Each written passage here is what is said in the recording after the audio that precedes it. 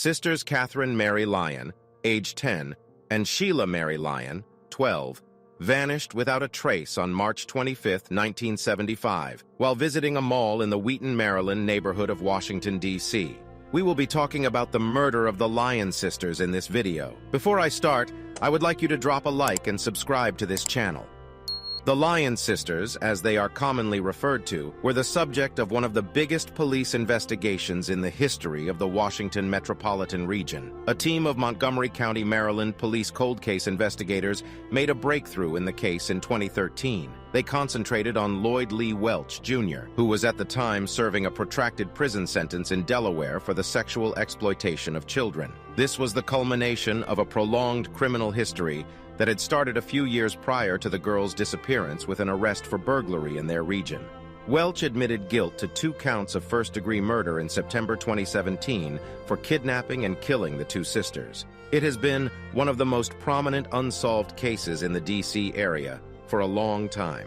The girls' bodies were never discovered. According to police records, Welch came forwards during the initial investigation a week after the girls vanished and misled a security officer at the mall the girls visited just before they vanished by saying he had seen another man kidnap them there.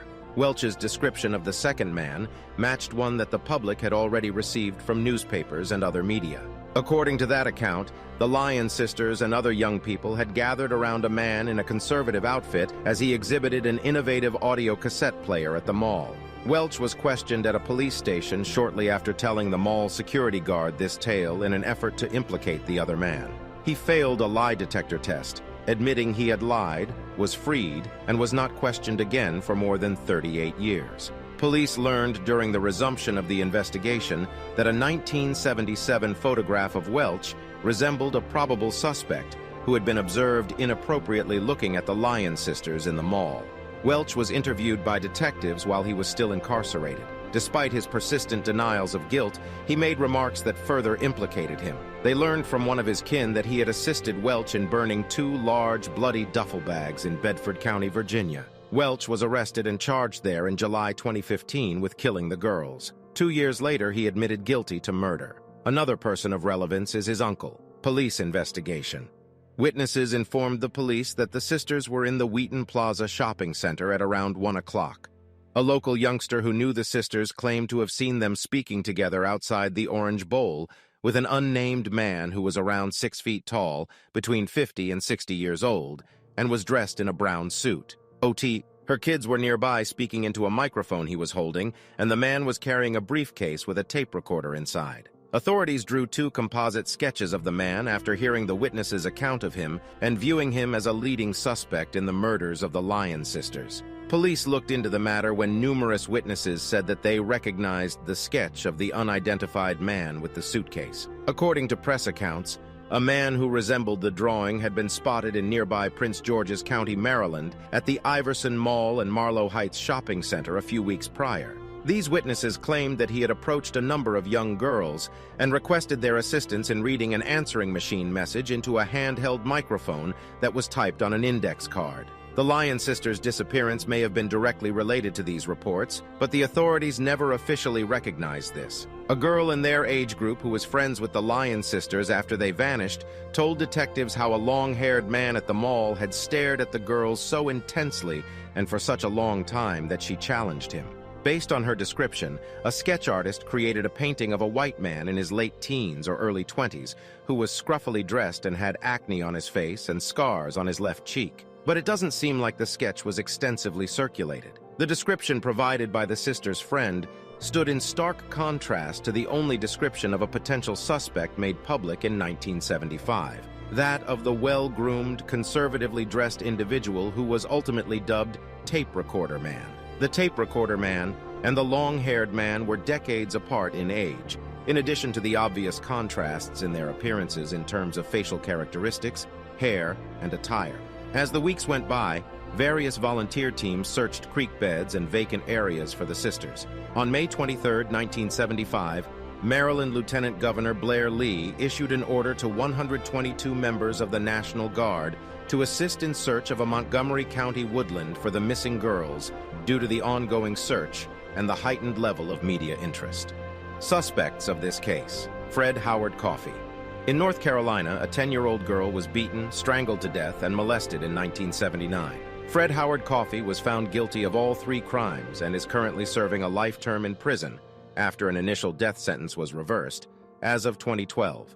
Authorities discovered that he had a job interview and was later hired in Silver Spring, Maryland, 6 days after the Lyon sisters disappeared. Wheaton Plaza is not far from Silver Spring. Coffey was never charged in connection with the disappearances, and investigators have been unable to establish whether he is related to the case. Raymond Rudolph Molesky Sr. In news accounts, Raymond Rudolph Molesky Sr. was mentioned as another potential suspect.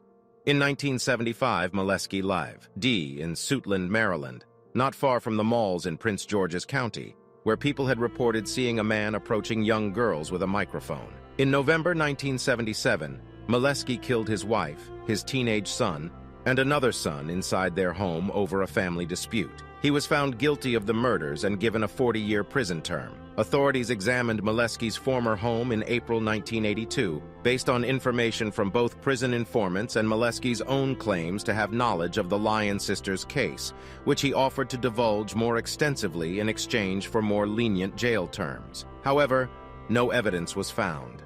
Molesky passed away in jail in 2004. Lloyd Welch. A week after the disappearance, Lloyd Welch offered his own account of the circumstances. The day after newspapers published a description of the conservatively dressed man holding a microphone and carrying a briefcase with an audio cassette recorder, Lloyd Welch returned to Wheaton Plaza Mall and informed a security guard that he had proof of the incident. According to court documents, the witness claimed to have witnessed a man speaking to 2 girls while holding a tape recorder before shoving them into a car.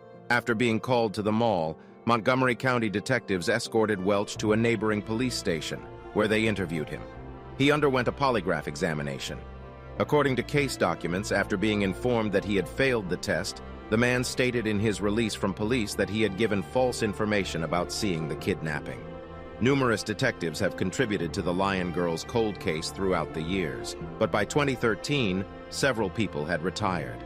After analyzing every aspect of the case for years, Sergeant Chris Homrock finally came upon Lloyd Welch's statement. He had never before read it. Critically, he also observed that Welch's mugshot resembled the police sketch that had been drawn 38 years before. Welch was publicly identified as a person of interest in the case in February 2014. Welch, who was 18 years old in 1975 and has subsequently been found guilty of rapes in 3 other states, according to the police.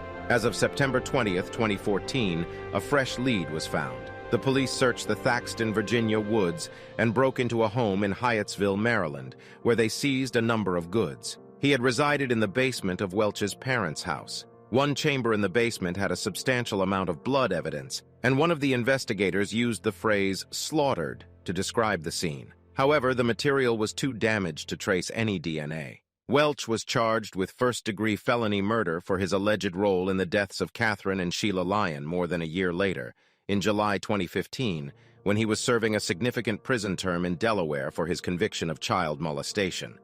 He was also accused of kidnapping with the intention to defile. It is still unknown where the girls' corpses or any of their remains may be.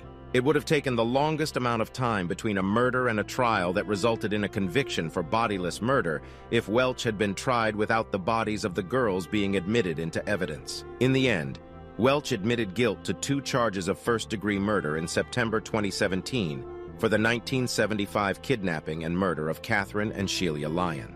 For the 2 counts of first-degree felony murder he was facing, he was given 2 48-year sentences. The punishments will be carried out simultaneously. This is the end of this video, folks. Make sure to provide us with a like, and remember to give this video a like. You should also share this video with your friends.